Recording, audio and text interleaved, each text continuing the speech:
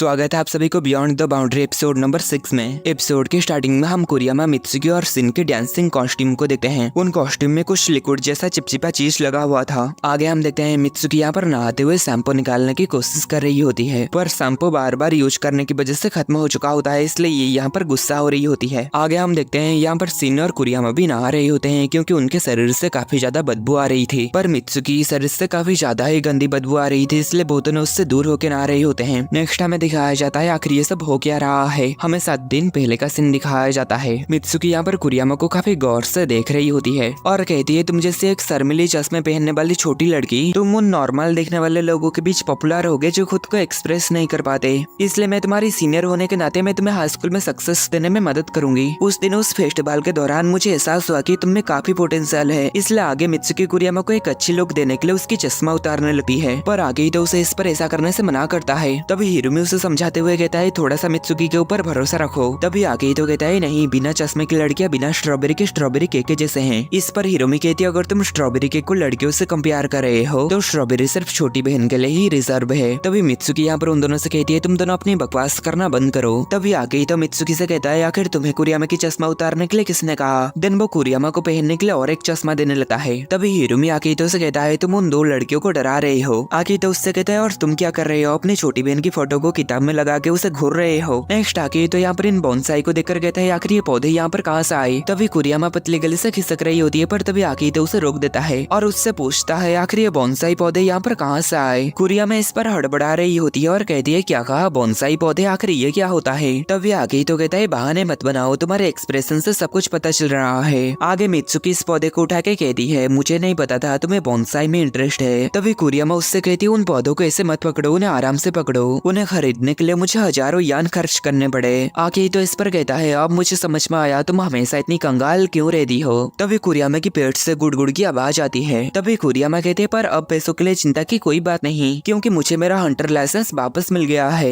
Next हम देखते हैं कुरियामा आयाका के पास आकर अपनी फोटो शूट करवा रही होती है और उससे पूछ रही होती है, क्या कोई ऐसा स्पिरिट है जिसे मारने से मुझे ज्यादा से ज्यादा पैसा मिलेगा, क्योंकि मुझे मेरा घर की किराया देने की समय करीब आ रहा है। तभी आयाका उससे कहती है, फोटो खिंचाते समय पैसों के बारे में बात करना बंद करो, नहीं तो फोटो की दाम कम हो जाएगी। पर वो इसके बाद ही वो आकीतो को इस फोटो को कितने दाम में बेचेगी, वो आकीतो के साथ इसके बारे में डिस्कशन करने लगती है। इस पर कुरियामा उसके ऊपर गुस्सा हो जाती है। नेक्स्ट सेन और आयाका कुरियामा को एक फ्रूट टाइप ड्रीम सेट के बारे में बताते हैं और कहते हैं, ये स्पिरिट इतनी ज्यादा अग्रेसिव नहीं है। आयाका कहती है, इसकी दाम लगभग 5 लाख यान होगी। कुरियामा इस पर काफी ज्यादा हैरान होती है। आयाका आगे कहती है, और तुम्हारे किस्मत को तो देखो, ये तुम्हारे स्कूल के छत के ऊपर है, जरूर नीनो से मारने के लिए गई होगी। ये सुनकर कुरियामा जल्दी से भागते हुए उस स्पिरिट को मारने के लिए चली जाती है, पर आयाका यहाँ पर कह रही होती है, पर इसमें एक दिक्कत है। नेक्स्ट हम देखते हैं कुरियामा स्कूल में आ जाती है। देन वो जब छत के ऊपर आती है तो उसे वो स्पिरिट दिख जाती है। देन वो उसके ऊपर हमला करने के लिए जाने लगती है। तभी आके तो कुरियामा को पुकारते हुए रोकने लगता है। तभी वो स्पिरिट उन दोनों को देख लेता है और देन वो यहाँ पर बैलून की तरह बड़ा होकर फट जाता है और उसके अंदर से काफी सारा लिक्विड बाहर निकलता है। इससे आकीतो और कुरियामा बह जाते हैं। नेक्स्ट हम देखते हैं आकीतो और कुरियामा यहाँ पर नहा रहे होते हैं। कुरियामा यहाँ पर आकीतो के ऊपर गुस्सा हो रही होती है और कह रही होती है कि अगर तब तुम मुझे वहाँ पर नहीं रोके हुए होते तो मैं उस स्पिरिट को मार चुकी होती। आकीतो इस पर कहता है, इससे कोई भी फायदा नहीं होने वाला था। जब भी उसे कुछ खतरा महसूस होता है तब वो अपने शरीर से उस गंदे लिक्विड को रिलीज करता है और अपने दुश्मन को उस लिक्विड के साथ बहा देता है। नेक्स्ट कुरियामा प्लान करते है कि वो उस स्पिरिट के नजर में आए बिना ही उसके ऊपर हमला करेगी। देन कुरियामा छुपते हुए उस स्पिरिट के ऊपर काफी बड़ा छलांग मारती है। आगे वो आसमान में आने के बाद वो उस स्पिरिट के ऊपर से हमला करने वाली होती है, लेकिन तभी वो स्पिरिट उसे देख लेता है और आगे वो स्पिरिट उन दोनों को फिर से बहा देता है। नेक्स्ट वो दोनों निराश होकर घर जाते समय उन दोनों से काफी ज्यादा बदबू आ रही थी, इसलिए आगे चलते हुए 2 स्टूडेंट उन दोनों से काफी ज्यादा दूर होकर चल रहे होते हैं। तभी कुरियामा बदबू आने की सारी ब्लेम आकीतो को दे देती है, जिससे ये 2 लड़के आकीतो के पर हंसने लगते हैं और आगे ये दोनों एक दूसरे से झगड़ने लगते हैं। आकीतो यहाँ पर कह रहा होता है, तुम्हें अच्छे से रगड़ के नहाना चाहिए था। कुरियामा इस पर कहती है, ये नहाने की बात नहीं है, बदबू कपड़े से आ रही है। चेंज करने के लिए एक्स्ट्रा कपड़े तो था, पर मेरे लिए एक्स्ट्रा अंडरवेयर नहीं था। तुम लड़कों का क्या, तुम तो सिर्फ नीचे की ओर एक ही पहनते हो, पर हम लड़कियों के लिए नीचे और ऊपर दोनों के लिए चाहिए होता है। आकीतो इस पर कहता है, पर तुम्हारा तो ऊपर कुछ है ही नहीं, तुम्हें क्यों चाहिए। कुरियामा इस पर काफी ज्यादा शर्मिंदा हो जाती है और बर्फ की तरह एक ही जगह जम जाती है। आगे कुरियामा काफी ज्यादा दुखी हो जाती है और कहती है, हाँ, मेरे तो ढीले होने पर भी हिलते नहीं है। सभी को लगता है कि मेरा तो सबसे ज्यादा ही छोटा है। तभी आकीतो उससे माफी मांगने लगता है और उसे शांत करने लगता है। नेक्स्ट कुरियामा डिसाइड करती है कि कल वो स्पिरिट को मारने के लिए फिर से जाएगी। नेक्स्ट अगले दिन वो आयाका के पास यहाँ पर फोटोशूट करवा रही होती है। नेक्स्ट वो आकीतो के पास जाकर कहती है, क्या तुम उस स्पिरिट को हराने के बारे में कुछ सोचे।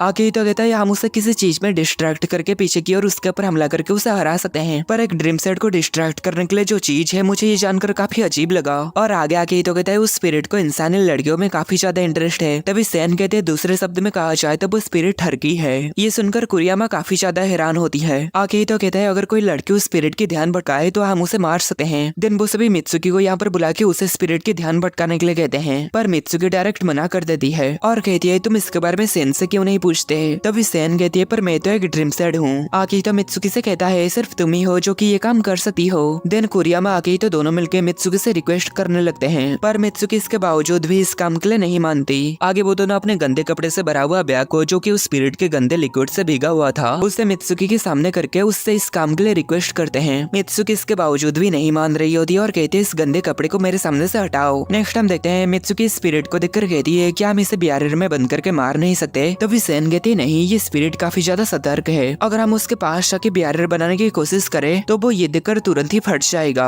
आगे हम देखते हैं कुरियामा उस स्पिरिट की ध्यान अपने ओर लाने के लिए एक सुंदर सी कॉस्ट्यूम पहनी हुई थी। कुरियामा मित्सुकी से कहती है क्या तुम उस स्पिरिट की ध्यान नहीं भटकाओगी। मित्सुकी इस पर कहते हैं अगर ऐसा है तो मैं यहाँ से जा रही हूँ। तभी आगे तो उसे रुकते हुए कहता है तुम चिंता मत करो, ये काम कुरियामा कर लेगी। नेक्स्ट कुरियामा उस स्पिरिट के ध्यान अट्रैक्ट करने के लिए आगे जाने लगती है और मित्सुकी उस स्पिरिट के ऊपर पीछे से हमला करने के लिए जाती है। कुरियामा उस स्पिरिट के सामने जाकर कहती है रुक जाओ, कुछ भी मत करना, मैं आज तुम्हें यहाँ पर मारने के लिए नहीं आई हूँ। ऐसा कहने के बाद वो उस स्पिरिट के सामने पोज देने लगती है। इस पर ये स्पिरिट भी अट्रैक्ट होने लगता है। आगे तो कुरियामा से कहता है हाँ हाँ ये काम कर रहा है, तुम वैसे ही करती रहो। आगे कुरियामा नीचे की ओर झुक के और एक पोज देती है। इस पर वो स्पिरिट और भी ज्यादा अट्रैक्ट होने लगता है। ये देखकर सैन कहती है हाँ ये प्लान काम कर रहा है। जैसे जैसे वो स्पिरिट कम सतर्क होते जा रहा है उसके आइरिस के रंग भी वैसे ही बदल रही है। इस पर आगे तो कुरियामा से कहता है ये काम कर रहा है और भी ज्यादा पोज दो। इस पर कुरियामा ऐसा ही करती है और बहुत सारे पोज देती है और वो स्पिरिट भी ये देखकर पूरा पगलाने लगता है। नेक्स्ट हम देखते हैं मित्सुकी स्पिरिट के पीछे पहुंच चुकी थी और अपने चूहे से कहते जाओ स्वीट पोटैटो उसे खत्म कर दो। पर हम देखते हैं स्वीट पोटैटो जब उसे मारने के लिए जाता है तो वो थोड़ा सा ही चल के थक जाता है। ये देखकर मित्सुकी काफी ज्यादा हैरान होती है और आगे ये देखकर आगे तो चिल्ला के कहता है वो छछुंदर खा खा के मोटा हो गया है। उसका यह बात सुनकर वो स्पिरिट फिर से काफी ज्यादा सतर्क हो जाता है और तभी कुरियामा जल्दी से उसके ऊपर हमला करने के लिए जाती है। वो स्पिरिट मित्सुकी के ऊपर एक पिंक कलर का लिक्विड फेंक देता है और आगे कुरियामा जब उसके ऊपर हमला करने के लिए आ रही थी वो फट जाता है और सभी को अपने लिक्विड से बहा देता है। आगे हम देखते हैं दूर से आयाका ये सब देख रही थी। नेक्स्ट हम देखते हैं मित्सुकी से इतना ज्यादा बदबू आ रही थी कि सभी यहाँ पर मास्क पहने हुए थे। सैन कहती है वो स्पिरिट ने जो पिंक कलर की लिक्विड मित्सुकी के ऊपर छोड़ी वो पहले के लिक्विड से अलग था और पहले के लिक्विड से कहीं ज्यादा भयानक बदबूदार भी है। वो स्पिरिट ने ऐसा इसलिए किया क्योंकि वो उस बदबू की मदद से कहीं से भी मित्सुकी को ट्रैक कर पाए। मित्सुकी यहाँ पर कहती है पर ये भयानक बदबू दूर कैसे होगी। सैन इस पर कहती है उस स्पिरिट को मारने के बाद ही ये बदबू दूर होगी। कुरियामा यहाँ पर कहती है माफ करना, मुझे लगता है मुझे उसे पकड़ने से हार मान लेनी चाहिए। तभी मित्सुकी कहती है तुम ये क्या कह रहे हो, तुम ऐसे ही हार नहीं मान सकती। आके तो इस पर कहता है तो फिर हम क्या करें, हमारे पास और कोई रास्ता भी तो नहीं है। तभी मित्सुकी गुस्सा हो जाती है और आके तो की मार्क्स को खींचते हुए कहती है तुमने मुझे इसमें शामिल किए हो तो मुझे नहीं पता, कुछ भी करके इस गंदी बदबू से मुझे छुटकारा दिलवाओ। तभी यहाँ पर हिरोमी आ जाता है और वो अपनी छोटी बहन के लिए काफी ज्यादा घबराया हुआ था और वो अपनी छोटी बहन को देखकर कहता है क्या तुम ठीक तो हो ना। मित्सुकी उसे अपने लिए इतनी चिंता करते हुए देखकर वो काफी ज्यादा खुश हो जाती है। पर हिरोमी को यहाँ पर बदबू की वजह से उल्टी आने लगता है। वो खुद को थोड़ा सा संभालने की कोशिश करता है पर आगे नहीं कर पाता और यहाँ से भाग जाता है। नेक्स्ट हिरोमी यहाँ पर वॉशरूम में उल्टी करने के बाद कहता है मैं तो काफी खुश हो रहा था कि मेरी बहन 1 साल में पहली बार मुझे मैसेज की है, पर वो तो यहाँ पर मुझे बुला के बदबू से मेरी हालत खराब कर दी है। तभी आके तो उससे कहता है वो तो तुम्हारी प्यारी छोटी बहन है ना, क्या तुम उसकी मदद नहीं करोगे। इस पर हिरोमी आके तो से पूछता है क्या उसके ऊपर फ्रूट टाइप स्पिरिट ने हमला किया था। आगे तो कहता है हाँ, क्या तुम्हें इसके बारे में पता है। हिरोमी इस पर कहता है हाँ, बड़ी बहन इजुमी ने मुझे इसके बारे में बताई थी। नेक्स्ट हम देखते हैं ये तीनों मित्सुकी की बदबू से छुटकारा पाके काफी ज्यादा खुश होते हैं क्योंकि हिरोमी यहाँ पर मित्सुकी को एक प्लास्टिक बैलून के अंदर बंद कर दिया था।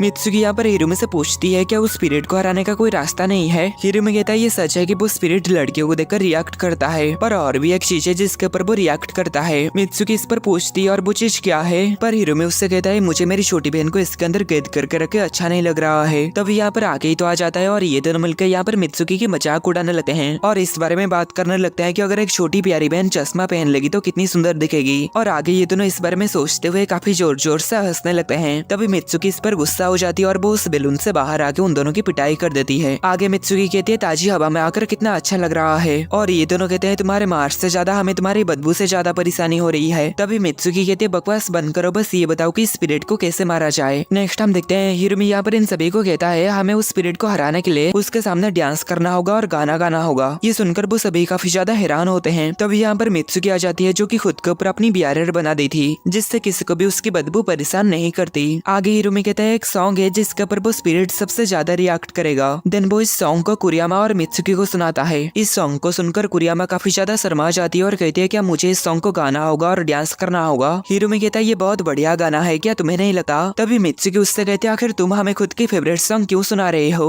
हिरोमी कहता है नहीं, ये मेरा फेवरेट सॉन्ग नहीं है। असल में इसी सॉन्ग को यूज करते हुए पिछली बार भी एक हंटर ने उसी जैसा ही एक स्पिरिट को हराया था। कुरियामा कहते पर ये सॉन्ग काफी ज्यादा शर्मनाक है। तभी मित्सुकी कहते कोई बात नहीं, हम इसी को ही यूज करेंगे। नेक्स्ट हम देखते हैं वो सभी उस स्पिरिट के सामने गाना गाने के लिए आ चुके थे और कुरियामा यहाँ पर इस स्पिरिट को गाना गा के सुनाने वाली है। तभी आगे तो यहाँ पर हिरोमी को कहता है कुरियामा ने एक बार मुझसे कही थी कि वो गाना गाने में बहुत बुरी है। हिरोमी इस पर कहता है ओ नहीं, अब बहुत देर हो चुका है। तभी कुरियामा गाना गाना स्टार्ट कर देती है। उसकी गाना बहुत घटिया होती है। ये देखकर मित्सुकी पूरा हैरान होती है। तभी वो स्पिरिट ब्लास्ट हो जाता है और अपने लिक्विड से सभी को बहा देता है। नेक्स्ट हम देखते हैं वो सभी यहाँ पर नहा रहे होते हैं। आगे तो कहता है जल्दी शाम हो जाएगी, अब हम क्या करेंगे? मित्सुकी कहते हैं हम नहाने के बाद एक और आखिरी बार ट्राई करेंगे। तभी कुरियामा कहती है नहीं, मैं फिर से नहीं करना चाहती। मित्सुकी उससे कहती है आखिर तुम्हें क्या कह रही हो? कुरियामा कहते मैं इस बदबू से तंग आ चुकी हूँ। ये बदबू बहुत ही ज्यादा घटिया है और ये कभी भी खत्म नहीं होता। मित्सुकी उसके पास आकर कहते पर मेरा क्या? तभी कुरियामा उससे चिल्लाते हुए कहती है तुम मुझसे दूर रहो, तुम बहुत ही ज्यादा बदबूदार हो। ये सुनकर मित्सुकी काफी ज्यादा गुस्सा हो जाती है। तभी हिरोमी कहता है हाँ ये सच है कि वो बहुत ही ज्यादा बदबूदार है, पर कुछ भी हो जाए मैं उसे मार के ही रहूंगा। आखिर उसकी हिम्मत कैसे हुई नासे क्लैन के 2 मेंबर्स को इन बदबू में डालने की? अब उस स्पिरिट की खात्मा होके ही रहेगी। तभी आगे तो कहता है मुझे भी काफी ज्यादा गुस्सा आ रहा है, आखिर इसमें इतनी बदबू क्यों है? मुझे यकीन नहीं हो रहा है कि मैं इस बदबू से कितना परेशान हूँ। मैं भी किसी भी कीमत पर उस स्पिरिट को मार के ही रहूंगा। इस पर कुरियामा की हौसला बढ़ जाती है और वो आगे सभी से सॉरी कहता है। तभी मित्सुकी उससे कहती है चलो हम सभी मिलकर उसे खत्म कर देते हैं। तभी सेन कहती है मैं भी तुम लोगों के साथ हूँ। नेक्स्ट वो सभी डिसाइड करते हैं कि वो इस गाना और डांस को प्रैक्टिस करेंगे। देन हमें 7 दिन के बाद का सीन दिखाया जाता है जो सीन हमें एपिसोड के स्टार्टिंग में दिखाया गया था। देन वो सभी 7 दिन तक डांस की प्रैक्टिस करने के बाद यहाँ पर ड्रीम सेट के सामने डांस करने के लिए आ जाते हैं। देन वो सभी यहाँ पर गाना गाते हैं और डांस करते हैं और उनकी ये डांस काफी समय तक चलता है।